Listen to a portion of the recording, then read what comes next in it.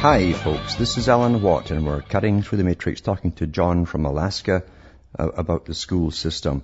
Carry on, John. Yes. In my journey to awakening to how they've been trying to create this world culture, I've come across UNESCO, its purpose and its philosophy, written by Julian Huxley. Yeah. I'm sure you're probably familiar with that. Yeah, I've read some of his stuff on the air, in fact, from his books, yeah. Okay. Well, of course, you can get this for free online if any of your listeners would like to look through this. But would you mind if I read a few of the quotes? Sure. Yeah, go ahead. Yeah. Okay. On page 57, it says, "Not much remains to be said in conclusion, but what remains is important. It is that the task before UNESCO is necessary, is opportune, and in spite of all multiplicity of detail, is single." And he says, that task is to help the emergence of a single world culture. That's on page 57. That's right. On page 13, he says, "The moral for UNESCO is clear. The task laid upon it of promoting peace and security can never be wholly realized through the means assigned to its education, science, and culture." He says it must envisage some form of world political unity, whether through a single world government or otherwise, and he says, and the only certain means for avoiding war. And let me see. Now, closing here, he has an interesting, this is on page 21. He has an interesting reference to eugenics and how they were going to push eugenics through UNESCO. Yeah. And it says, "Thus, even though it is quite true that any radical eugenic policy will be for many years politically and psychologically impossible, it will be important for UNESCO to see that the eugenic problem is examined with the greatest care and that the public mind is informed of the issues at stake so that much that is now unthinkable may at least become thinkable." That's right. And what he was talking about there was terminating children, sterilizing the ones that they would claim were inferior. Now, remember, too, UNESCO's United Nations, again, educational and scientific organization, he was the first CEO for it. He was also the top character who helped run the Margaret Sanger abortion clinics across the world. So he was for reducing the inferior quality types of peoples. So carry on. Yeah. But yes, I mean, now UNESCO was also investigated in California for being charged with pushing internationalism. A lot of people aren't aware of that. Yeah. But there's the United Nations right there pushing internationalism and world government and a world culture. And from what I've seen, Alan, it seems like they're pushing this hip-hop style culture on the entire planet, because I'm up here in Alaska, and when I got here, I was astonished to see the Native Americans here with the sagging pants and the loud music and things like that, because I figured I was getting away from that. You know what I'm saying? Yeah. And but it seems like they're pushing that on the entire planet, and they're using that to dumb down the language, and they're using that to also break down the families. Oh, there's no doubt about it. The content or the wording, when you can make what the words are they're actually saying, or mumbling, I should say, and that's intentional too, so the parents, they close their heads off, they don't listen, they can't hear it. It's intentional for the children to understand it, and it's to bypass the parents, because if the parents knew some of the stuff they're actually chanting away there, it's pretty grotesque stuff, you know. Yeah. Exactly. And I just want to thank you for making me aware of how they push these things in entertainment and things like that, because, you know, the entertainment is, like you say, it's over a lot of people's heads. It's kind of under the radar, and a lot of people don't realize that they're being programmed under the threshold of consciousness through the entertainment. Absolutely, yeah. And it's amazing when you look into the little messages that they implant in, this entertainment. Yes. I've put together a little forum. It's called, the address is thcforum.ning.com.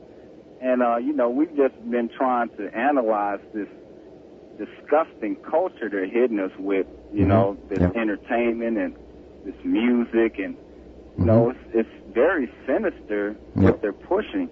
Yeah, and the thing is too, though, they really did come out in the culture industry and those at the top who control the culture industry, and it is controlled and it's directed as to where they're going to take it. And now, linguistic minimalism was one of their goals, being, and this is from the big scientists at the top, they said, if we can reduce the vocabulary, then eventually they'll be unable to even exchange opinions or ideas, and they'd be obedient, because if they were angry, you couldn't get people stirred up to rebel or whatever, because you literally couldn't express your feelings to them. So that's part of it. The other part was also to create a common culture, a youth culture that would be so separate, so different from their parents, that they would be in the complete control of those who led them through the culture industry and the educational authorities. So this is not just happenstance. Back in the 60s, you had a variety of music to choose from. Varieties. You had all kinds of folk, traditional, old stuff, new stuff. You had classical playing too. You had jazz. You had the early pop music and so on. But gradually they eliminated everything until it's just this way, and that's Much Music's TV, and that's all you get now across the whole planet.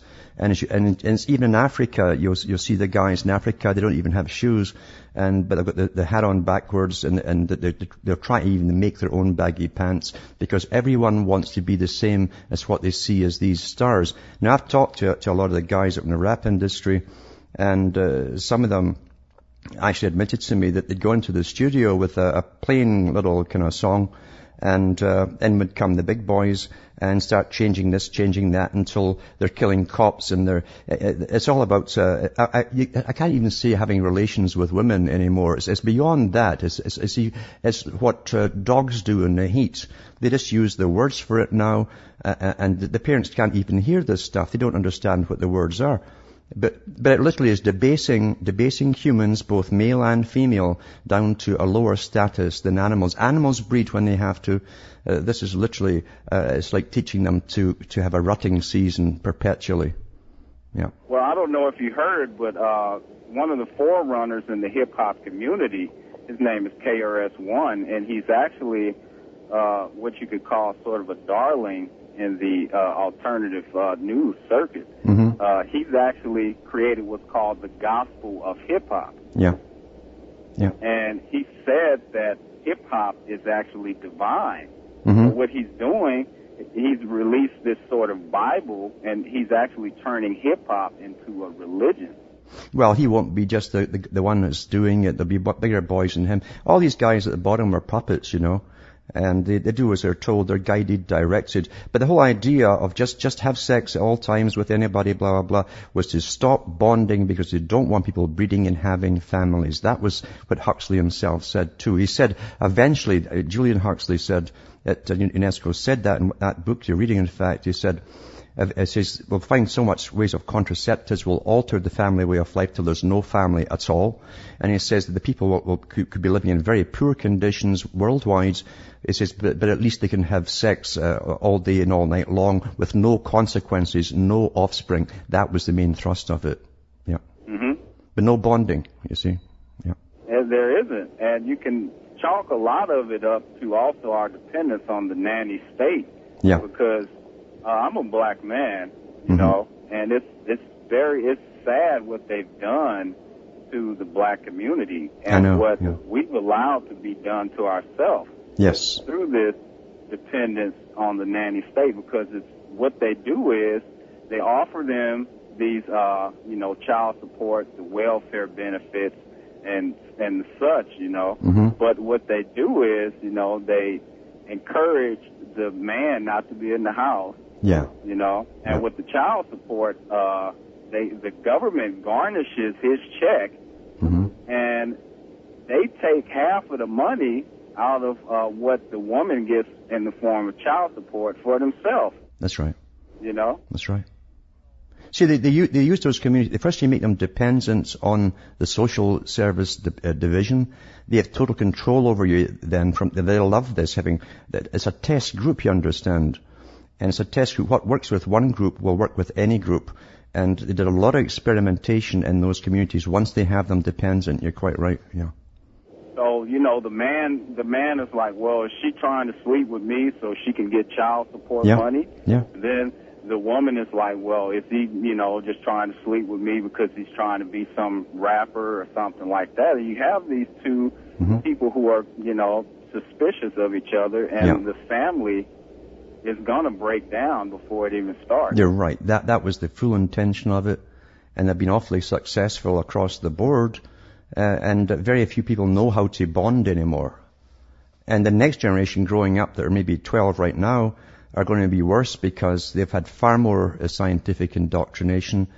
They think nothing of oral sex. When you look at all the studies in the newspapers and from the schools themselves, the teachers are even saying, you know, after they come back on a Monday, they were used to how they used to chat about what they'd done. The children literally are all chatting at 12-year-olds of the partners that they had sexual-wise. That's standard now, yeah. But they'll never bond with anybody for their lives, and that's exactly why they introduced this kind of system.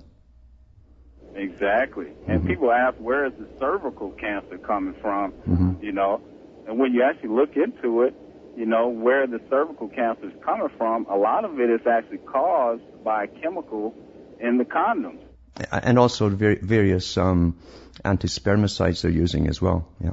Exactly. Yeah. And that's what really blows your mind when you start looking into this, because a lot of it just goes back to problem, reaction, solution, and things like that, that the medical industry, the FDA, is profiting off of. And, you know, the culture creationists themselves, they're profiting, you know, like I say, from this breakdown of the family. Yeah, but you understand that this is literally it's a scientific, and it's a military strategy plan to destroy all that was, to bring in the new. That's what they said themselves.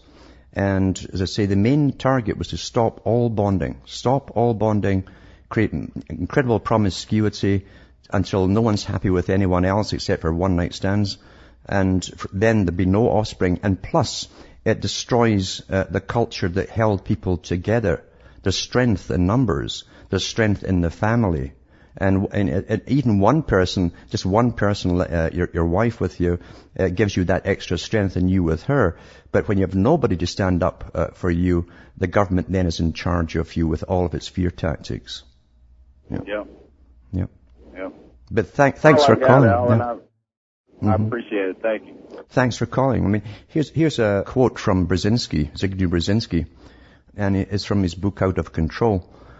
Global Turmoil on the Eve of the 21st Century. It says, television gives the young viewer a first glimpse of the outside world. It first defines, and does so compellingly by combining the visual and audio impacts, the meaning of the good life. In other words, it gives you fantasy to follow, right? That's all they see is these guys that they've got diamond and gold bracelets dangling off them. That's wealth, eh? It sets the standard of what is to be considered achievements, fulfillment, good taste, and proper conduct. Now, proper conduct can be debauchery nowadays. They've reversed it. It conditions desires, because if you get nothing but girls dancing on TV that look like strippers, that's what its intention is. If you're so dumb you don't know that, that's to stimulate desire and make you rather disgruntled with the person you're living with, your wife. Defines aspirations and expectations and draws a line between acceptable and unacceptable behavior. With audiences around the world increasingly glued to television sets, there is nothing comparable either in the era of enforced religious orthodoxy or even at the high point of totalitarian indoctrination to the cultural and philosophical conditioning that television exercises on its viewers. Now, he's a guy who should know, because that was part of his job, was how to control the minds of millions of people and create this future, this planned future that we're now in today. Now, there's another caller on the line. That's Dave from Arizona. Are you there, Dave? Hey, Alan. Yes. How are you? Not bad. Just to continue to go along that line of predictive programming, just something I've noticed. In the last 8 years, the horror genre is like one of my favorite genres growing up. Yeah. And it's just like the movies now, and I'm talking about movies like Hostel and Saw, are just garbage. I mean, they're just junk. And I mean, you can tell that basically it's just to remove humanity and just, it's very impersonal. Yes. It's not like a shark or it's not like something from outer space. It's like movies that highlight people who are sadistic and they like to torture and they like to murder. You're right. You see the ones at the top who run the world, the psychopaths, they're deviants and they are sadomasochists. And all power structures you find really are formed after the sadomasochistic tendencies. You find this with those who worshipped Lenin, still do. Those who worshipped Stalin, a guy who killed everyone close to him. People literally worshipped him. The people who worshipped Adolf Hitler, his close officers round about him, even at the trials and so on, had absolute glorification for him. But here's the thing with sadomasochists. They worship the one with more power above them, but they hate and despise the weaker one beneath them, of a lower rank. And the culture industry today is full, absolutely full of sadomasochism. Absolutely. You're right. Yeah. Right, because two more examples. I mean, I didn't see this movie, but I've seen this highlight. I mean, you couldn't pay me to see this movie, but there's a movie called Inglourious Bastards. And they actually show some guy beating some guy's brains out. Yeah. And it's like, you got to ask yourself, Alan, why do we need to see this? You know why you're seeing that? Because it's a process of desensitization and the devaluation of human life. And so are all those CSI programs on TV. Here's another stiff in, and they start ripping the body apart like it was just a pound of meat. It's not a person. You're being desensitized constantly, right down to, as I say, our relationships between male and female. That's been the biggest war of all, and they can't bond anymore.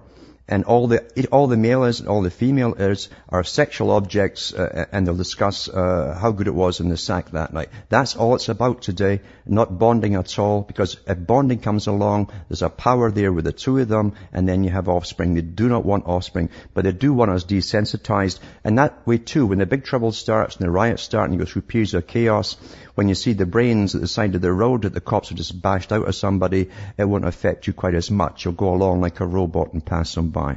Right, because it's like the Western society is now a male-hating society. It is absolutely a male-hating society. That was the main target, was against the male, and they've been very successful about it. And guys today don't know what they really truly are anymore. They can't be a man anymore. They can't stand up, even for their wives sometimes. Thanks a lot, Alan. Thanks for calling. Sad but true, but this war has been long and vicious, subtle and scientifically organized and pushed from the top down, as always. But we've got to fight back. It's worth it. From Hamish myself in Ontario, Canada, it's good night to me, your God, or your gods go with you.